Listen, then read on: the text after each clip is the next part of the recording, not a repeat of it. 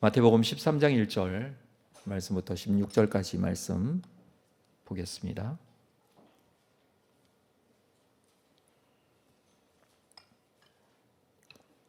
마태복음 13장 1절부터 16절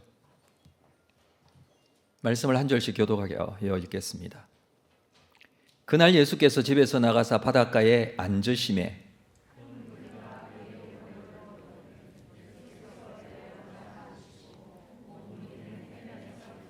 예수께서 비유로 여러 가지를 그들에게 말씀하여 이르시되 씨를 뿌리는 자가 뿌리러 나가서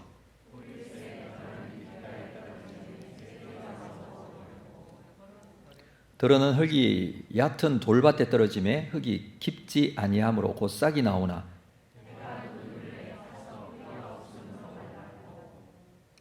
들어는 가시떨기 위에 떨어짐에 가시가 자라서 기운을 막았고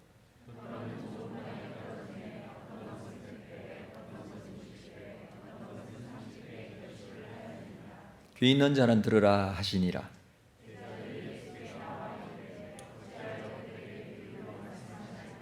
대답하여 이르시되 천국의 비밀을 아는 것이 너희에게는 허락되었으나 그들에게는 아니 되었나니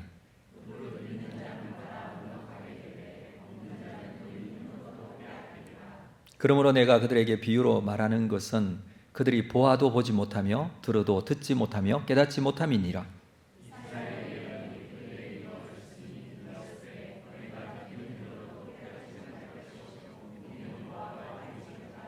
이 백성들의 마음이 완악하여져서 그 귀는 듣기에 둔하고 눈은 감았으니 이는 눈으로 보고 귀로 듣고 마음으로 깨달아 돌이켜 내게 고침을 받을까 두려워함이라 하였느니라.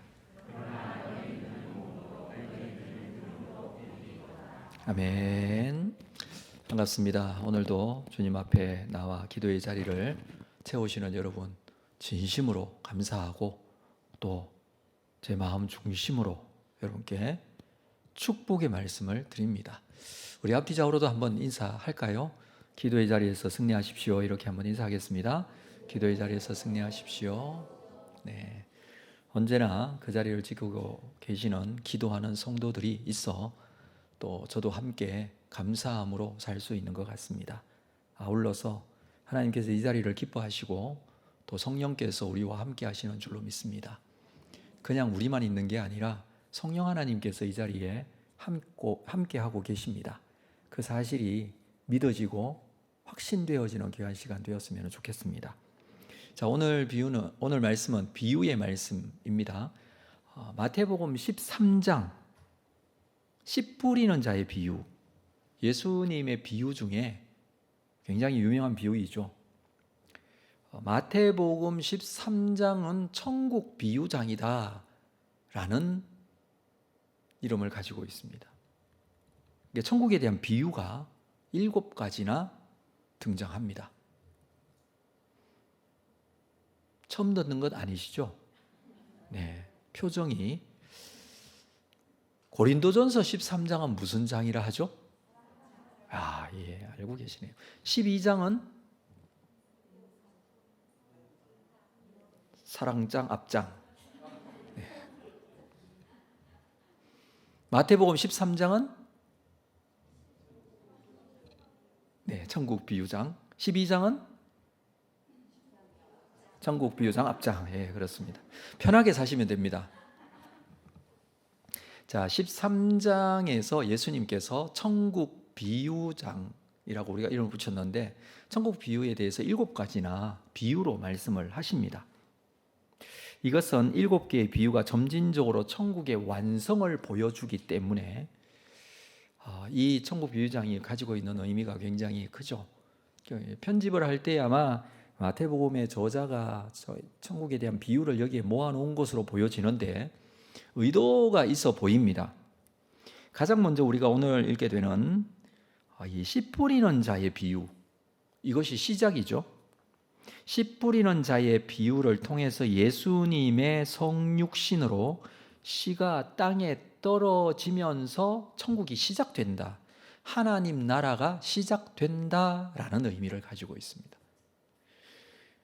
그렇게 복음이 시작되고 천국이 시작되어 이 땅에 천국 백성과 세상 백성이 섞여 살고 있는 현상, 지금 현재 천국은 시작되었지만 세상에는 세상 백성과 하나님의 백성이 섞여 살고 있는 이 세상, 24절 이후에 알곡과 가라지 비유에서 말씀합니다. 알곡과 가라지가 섞여 있죠. 그렇지만 점점 이 천국이, 하나님 나라가 확장되어져 가는 것을 설명하는데, 그게 31절, 32절에서 겨자씨 비유, 확장되어져 가는 데 있어서 겨자씨 비유는 외적인 측면에서의 천국 확장, 33절의 누룩 비유는 내적인 측면에서의 천국의 확장, 하나님 나라의 확장을 비유로 말씀하시는 것이죠. 그리고 다섯 번째로 참 천국을 소유한 자의 기쁨, 천국을 소유한 자가 가지고 있는 감사와 기쁨이 44절에 보면 감추인 보화의 비유가 있어요. 그리고 45절, 46절에서는 진주 비유가 나옵니다. 그리고 최종적으로 일곱 번째는 마침내 세상 끝날 성도와 세상의 백성 사이를 완전히 구분짓게 되는 47절 이후에 나오는 그물 비유, 그물을 통하여서 나누어지게 된다라는 것입니다. 자, 그런 의미에서 오늘 씨 뿌리는 자의 비유는요, 천국 비유의 시작입니다. 이 천국의 시작은 밭에 씨가 뿌려짐으로 시작이 됩니다. 이것이 바로 복음의 시작이라 할 수 있습니다. 자, 1절 말씀을 볼까요? 비유의 배경을 보면 그날에 예수께서 집에서 나가서 바닷가에 앉으심에, 그날은 언제냐면 12장에 있는 상황이겠죠. 그러니까 1절에서 그날이라고 표현을 해주고 있죠. 마태복음 12장 46절 이후에 보면 예수님께서 이 어머니와 동생들이 예수님을 찾아오게 되는 그런 사건이 있는데, 그때 예수님께서 영적 가족에 대한 말씀을 하세요. 50절에 보면 누구든지 하늘에 계신 내 아버지의 뜻대로 하는 자가 내 형제요 자매요 어머니다. 아버지의 뜻대로 하는 자가 나의 영적인 가족이다라고 하셨던 것이죠. 그래서 오늘 우리가 읽은 13장에서 씨 뿌리는 자의 비유는 정말 영적인 가족에 대한, 다시 말해서 장차 완성되게 될 하나님 나라의 영적 가족에 대한 부분, 이 부분을 말씀을 하는 것입니다. 자, 2절을 볼까요? 큰 무리가 그에게로 모여들거늘 예수께서 배에 올라가 앉으시고 온 무리는 해변에 서 있더니, 큰 무리가 몰려들었습니다. 자, 이 모습은 우리가 지난 주일날 함께 나누었던 베드로의 배를 타고 해변에 있는 말씀을 가르치는 그 장면을 연상케 하죠. 배에 올라 앉으시고 온 무리는 해변에 서 있습니다. 많은 사람들이 모여왔습니다. 많은 사람들이 예수님의 말씀을 듣습니다. 그런데 이 많은 사람들 모두 다 하나님의 영적 가족이다? 아니다라는 거예요. 하늘에 계신 내 아버지의 뜻대로 행하는 자가 영적인 나의 가족이다라는 의미예요.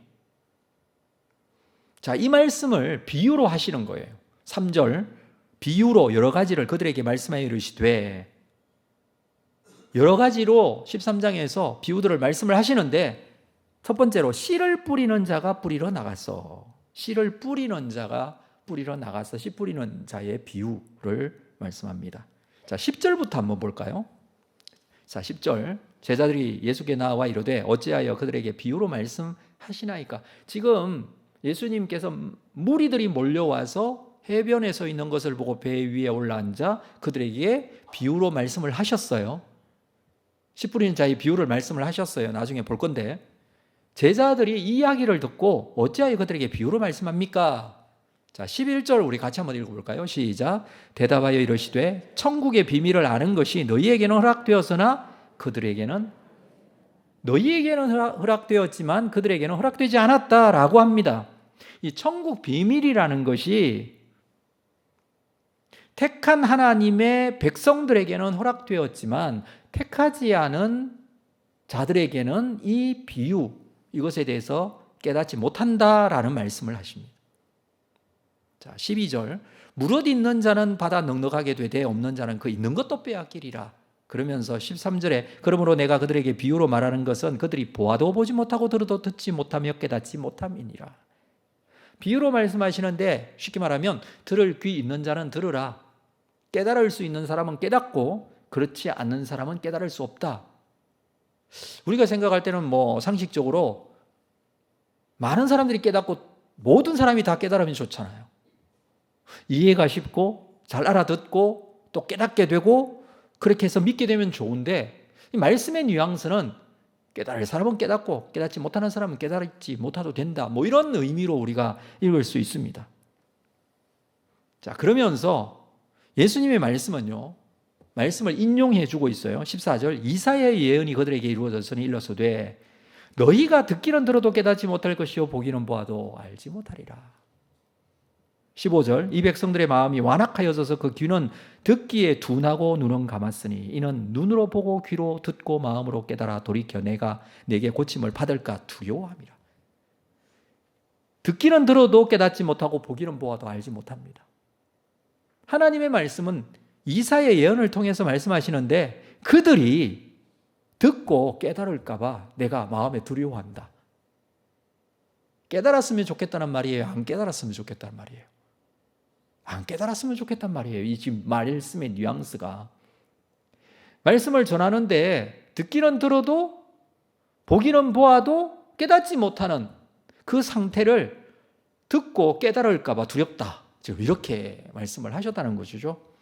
자, 이사야 6장에 나오는 말씀인데요. 이사야 6장은 우리가 잘 알고 있듯이 이사야가 다시 소명을 받은 장이에요. 1장부터 이사야는 하나님으로부터 소명을 받아 선지자로서의 사역을 감당해요. 그런데 6장에서 우시야 왕이 죽던 해에 성전에 들어가서 높이 들린 보좌에 앉으신 거룩하신 하나님을 만나요. 그렇죠. 하나님을 만나는 장면이 나오죠. 내 애가 부정한 백성 중에 거하면서 거룩하신 하나님을 보았습니다 하면서 자기의 죄인됨을 깨닫고 고백하는 그런 내용이 6장에 나오는데 8절에 보면 이렇게 말씀하고 있습니다. 내가 또 주의 목소리를 들으니 주께서 이르시되 내가 누구를 보내며 누가 우리를 위하여 갈구 하시니 그때 내가 이르되 내가 여기 있나이다 나를 보냈어. 이거 다시 재소명이라고 말씀드렸는데 하나님을 만나고 나서 다시 말해요. 하나님 나를 보내십시오. 그때에 9절 여호와께서 이르시되 가서 이 백성에게 이르기를 너희가 듣기는 들어도 깨닫지 못할 것이요 보기는 보아도 알지 못하리라 하여 이 백성의 마음을 둔하게 하며 그들의 귀가 막히고 그들의 눈이 감기게 하라 염려하건대 그들이 눈으로 보고 귀로 듣고 마음으로 깨닫고 다시 돌아와 고침을 받을까 하노라. 지금 그 말씀을 그대로 예수님이 인용하고 있는 거예요.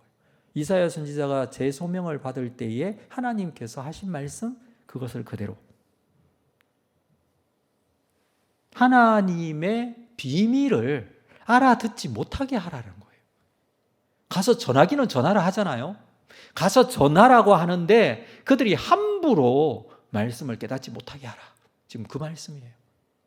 여러분 어떻게 생각하십니까? 굉장히 역설적이죠. 깨닫지 못하도록 일부러 이상한 말로 해야 되나요? 상태가 어떻다는 겁니까? 열려진 복음이지만 닫혀진 복음이에요. 모든 이들에게 선포되는 복음이지만 모든 이들이 다 믿지 않아요. 믿을 수 있는 사람만 믿어요. 예정론적인 측면에서는 선택된 자만 믿어요. 말씀을 듣고 깨달아야 하는데 그렇게 하지 못하는 것이 하나님께서 꼭 막으시는 것 같다라는 느낌이 들 정도로 깨닫지 못하는 사람은 깨닫지 못해요. 이스라엘 백성들이 애굽에서 나오기 전에 바로의 마음이 어땠습니까? 강팍했죠. 근데 그걸 어떻게 성경에서 표현하고 있냐면 하나님께서 바로의 마음을 강팍하게 하사 이렇게 표현하고 있어요. 하나님께서 바로에게 임하셔서 그의 마음을 막 나쁘게 만들고 막 더 이상 듣지 않게 만들고 이렇게 하신 건가요? 아니면 바로가 반응하는 것이 꼭 하나님께서 강팍하게 만든 것 같다는 느낌일까요? 제가 말을 너무 길게 해서 뭘 선택해야 될지. 전자일까요? 후자일까요? 후자겠죠. 성경을 읽을 때 그런 뉘앙스를 잘 보셔야 돼요. 듣지 못하게 하라, 들을까 두렵다, 막 이런 말을 하는 거예요. 그게 이게 무슨 뜻이냐 하면 정말 깨달아야 하는데 깨닫지 못하는 사람은 계속 못 깨닫는 거예요. 이 비유를 깨달아야 하는데 깨닫지 못한다라는 것입니다. 그것이 바로 하나님 나라의 폐쇄성이에요. 하나님 나라는 열려 있지만 선택된 자가 들어갑니다. 우리의 입장에서는 하나님은 나라는 늘 열려 있고 개방되어 있지만 하나님의 입장에서는 선택된 자만이 하나님의 백성이 된다라는 의미예요. 다시 말해서 예수 그리스도로 시작된 복음의 시작은 선택된 하나님의 백성에게 해당되는 것입니다. 그 선택된 백성들의 눈이 열리고 귀가 열리고 깨닫게 되는 것이지 모든 이들에게 귀가 열리고 영적으로 깨닫게 되는 건 아니에요. 선택되지 못한 사람들, 하나님께서 깨닫지 못하게 막으시는 것 같이 장벽이 있어 깨닫지 못하게 된다라는 것입니다. 그런 의미에서 오늘 본문에 나오는 4가지 밭에 대한 말씀을 우리가 이해할 수 있어야 되겠죠.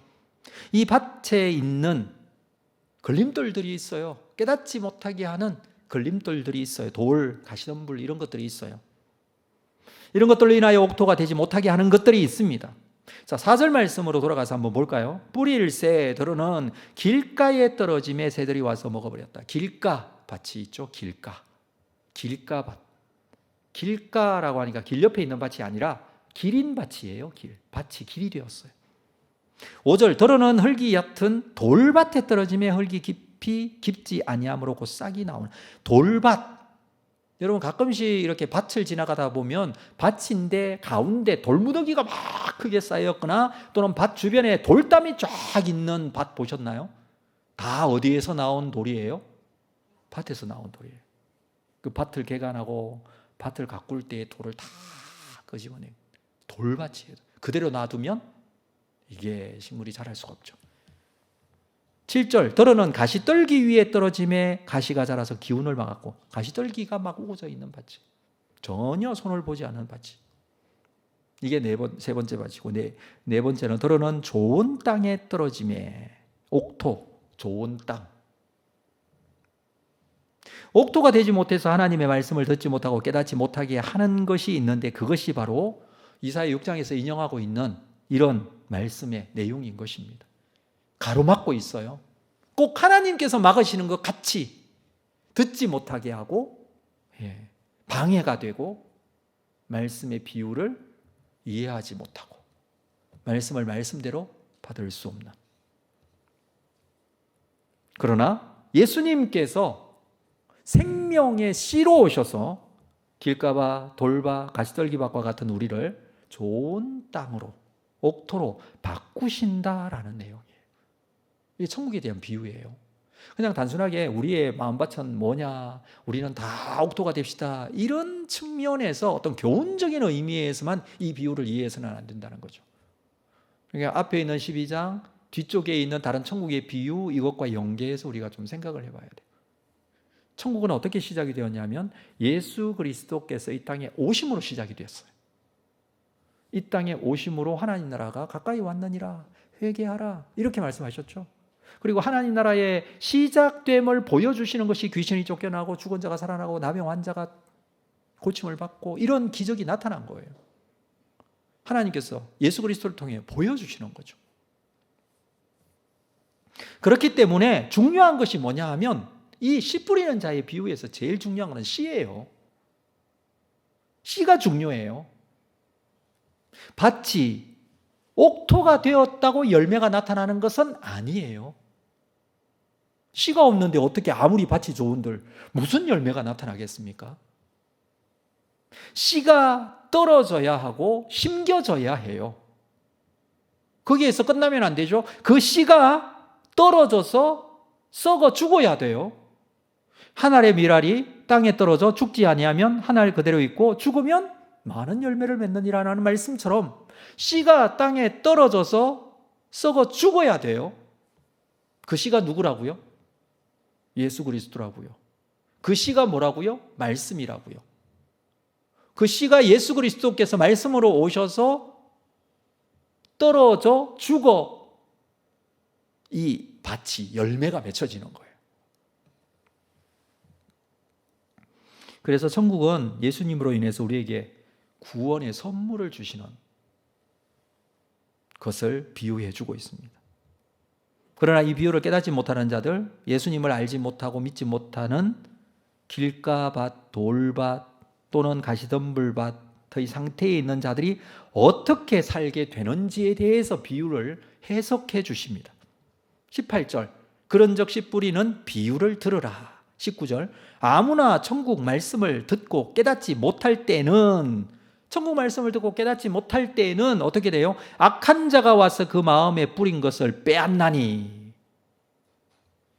이는 곧 길가에 뿌려진 것, 길가에 뿌려진 자예요. 천국 말씀을 듣고 깨닫지 못할 때 악한 자가 와서 그 마음에 뿌려진 것을 빼앗아 간대요. 이것이 예수님의 비유에 대한 해석입니다.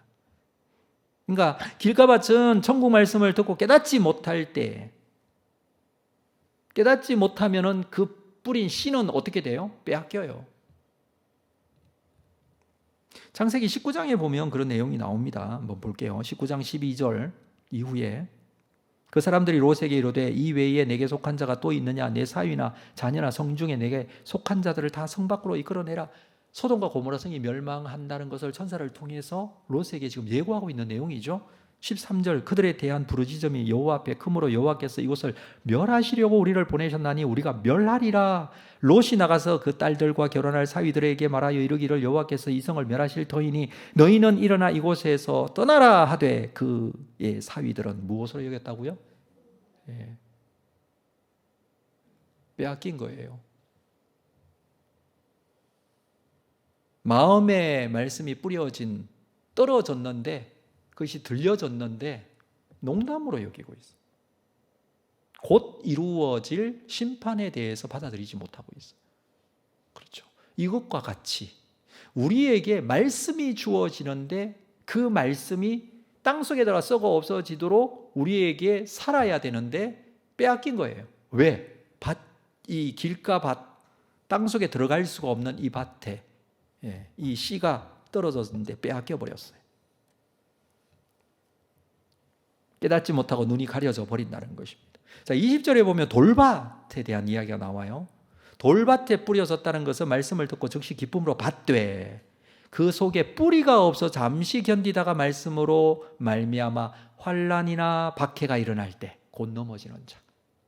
환난이나 박해가, 어려움이 생겼을 때, 잘 신앙생활 하다가 어려움이 딱 닥쳤어요. 위기가 찾아왔어요. 예상치 못한 것이고 당황하게 되는 상황이 벌어진 거예요. 그때 어떻게 된다고요? 넘어져 버려요. 제가 출애굽기 14장의 말씀을 예로 들었는데요. 출애굽기 14장에 보면 이스라엘 백성들이 출애굽하여서 애굽을 탈출했는데 누가 따라와요? 바로가 애굽 군대를 데리고 따라오잖아요. 자, 14장 10절에 보면 바로가 가까이 올 때에 이스라엘 자손이 누를 들어본 적 애굽 사람들이 자기들 뒤에 이른지라. 이스라엘 자손이 심히 두려워하여 여호와께 부르짖고 그들이 또 모세에게 이르되 애굽에 매장제가 없어서 당신이 우리를 이끌어내어 이 광야에서 죽게 하느냐? 어찌하여 당신이 우리를 애굽에서 이끌어내어 우리에게 이같이 하느냐? 우리가 애굽에서 당신에게 이런 말이 이것이 아니냐? 이러기를 우리를 내버려두라. 우리가 애굽 사람을 섬길 것이라 하지 아니하느냐? 애굽 사람을 섬기는 것이 광야에서 죽는 것보다 낫겠노라. 자, 이스라엘 백성들이 애굽에서 나와서 첫 번째 만난 어려움이에요. 근데 그 어려움 딱 만났을 때 뭐라고 합니까? 환난과 어려움과 힘든 일이 딱 부닥쳤어요. 금방 원망과 불평과 애굽으로 돌아갔으면 좋겠다라는 이런 말들을 막 쏟아내요. 거의 여기까지 따라왔잖아요. 그러니까 애굽에서 홍해 앞까지 왔잖아요. 올 때는 무슨 마음으로 왔을까요? 아유, 안 가야 되는데 이러고 왔을까요? 아니면 기대감을 가지고 왔을까요? 기대감을 가지고 왔겠죠. 이 노예 생활하다가 이제부터 자유인이다. 하나님께서 우리를 구원해 주셨다. 이러고 구원의 행진을 했겠죠. 하다가 보니까 뒤에 애국 군대는 따라오고 앞에 홍해는 가로막혀 있고 정말 진퇴양난. 어디로 가야 돼요? 갈 데가 없잖아요. 그 상황에 처하게 될 때. 여러분, 우리에게도 이럴 때가 있어요. 어디로 가야 할지 모르고. 이거 앞으로도 가지 못하고 뒤로도 가지 못하고. 뭘 해야 될지 모르는. 여러분, 그럴 때 우리가 하는 일이 뭐예요? 뭘 할 수 있죠? 그렇죠. 그때 기도할 수 있죠? 그때 하나님을 찾을 수 있죠? 그때 하나님이 누구신지에 대해서 신앙의 고백이 있죠? 근데 이 돌밭은 어때요? 원망과 불평, 환난과 박해가 일어날 때 곧 넘어져 버려요. 22절 볼까요? 가시떨기 밭이에요. 22절. 가시떨기에 뿌려졌다는 것은 말씀을 들으나 세상의 염려와 재물의 유혹에 말씀이 막혀 결실하지 못해요. 뿌려졌어요. 말씀을 들어요. 그러니까 이게 뿌려져서 이 씨가 자라나고 있어요. 그런데 세상의 염려, 재물의 유혹, 세상의 염려, 재물의 유혹, 이것 때문에 결실하지 못해요. 세상에 염려 있죠. 왜 염려가 없습니까? 여러분 염려 다 가지고 있잖아요. 근데 솔직하게 한번 말씀해 보세요. 지금 가지고 있는 염려의 크기가 큰가요? 하나님의 크기가 큰가요?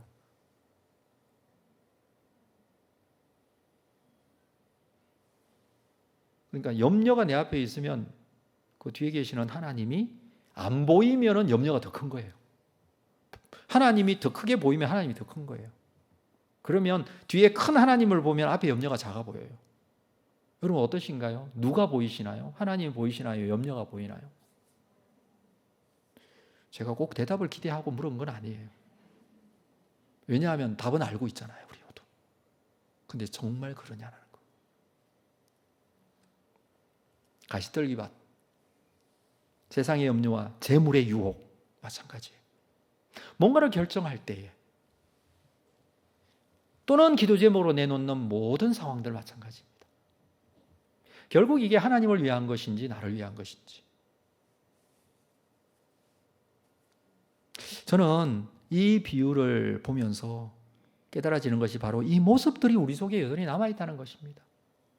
길가밭과 같이, 돌짝밭과 같이, 가시떨기밭과 같이 어느 하나에 속했다, 나는 이 밭이다, 이게 아니라 이런 모습들이 우리에게 남아있다는 거예요. 여전히 우리가 열심히 신앙생활 한다고 하지만 여전히 어려움이 찾아올 때 하나님을 원망하기도 하고 세상의 재물 유혹에 흔들리기도 하고. 그런데 여러분, 우리가 기억해야 될 게 있어요. 그곳에 떨어지는 씨가 중요하다는 거예요. 그렇죠? 내가 길가밭이고 돌밭이고 가시떨기 밭이라도 생명의 씨가 떨어지면 옥토로 변화시키고 많은 열매가 맺어질 수 있다는 거예요. 그 이야기를 하고 싶은 거예요. 우리는 그냥 밭이에요. 내가 씨가 아니에요. 밭은 스스로 열매를 맺을 수 없다고 그랬어요. 생명의 씨가 밭에 떨어지면 그 밭이 하나님의 선택된 백성이면 좋은 땅으로 변화될 것이고 열매가 맺혀지게 될 것을 지금 말씀해 주고 있는 거예요. 사랑하는 성도 여러분, 우리의 의지를 묻는 게 아니에요. 우리의 믿음을 묻고 있는 거예요. 너 그렇게 하겠느냐 안 하겠느냐 그걸 지금 묻는 게 아니라 그렇게 될 줄로 믿느냐라는 거예요. 나의 마음에 예수 그리스도의 생명의 씨를 받아들여야 돼요. 예수님이 내 모든 것의 주인이시라는 사실을 확실하게 믿는 거예요.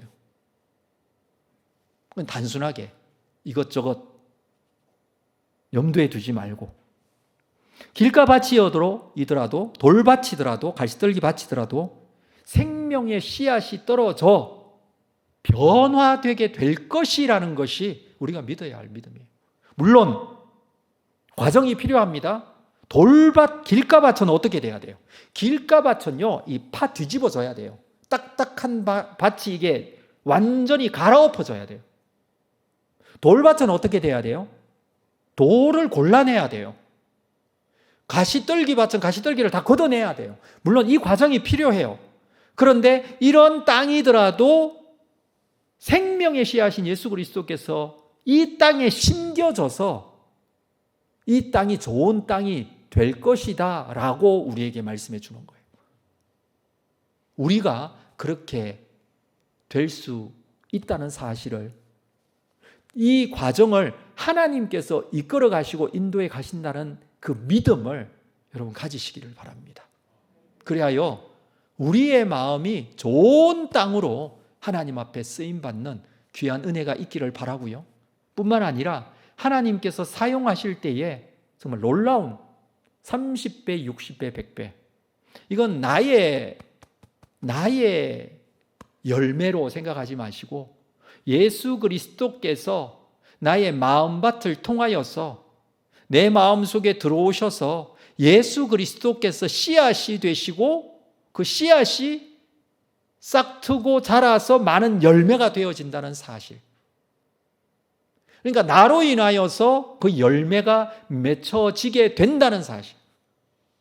예수님께서 그렇게 맺어 가실 줄로 믿고 여러분 자신을 주님께 내어드릴 수 있고 방편이 될 수 있도록 사용하시도록 놀라운 열매들이 나타나는 귀한 은혜가 우리 모두에게 있기를 주님의 이름으로 축복합니다.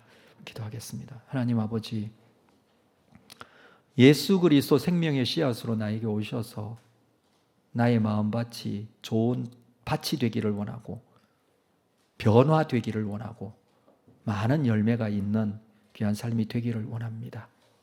내 안에 예수님이 열매를 맺으시고 30배, 60배, 100배의 놀라운 결실이 나타나기를 소망합니다. 나를 주님 앞에 내어드리고 주의 나라가 우리 가운데 시작되었음을 세상에 알리고 또 선포하는 귀한 삶이 되기를 원합니다. 오늘도 이 시간 세상 근심 걱정으로 하나님을 보지 못하고 세상의 염려로 인하여서 온전하게 기도하지 못하는 잘못을 범하지 않고 하나님께서 우리에게 기뻐하시고 원하는 뜻대로 기도의 자리에 깊이 들어가 하나님의 영광을 드러내는 귀한 시간이 되게 하여 주옵소서. 예수님의 이름으로 기도합니다. 아멘. 우리 찬양 드리고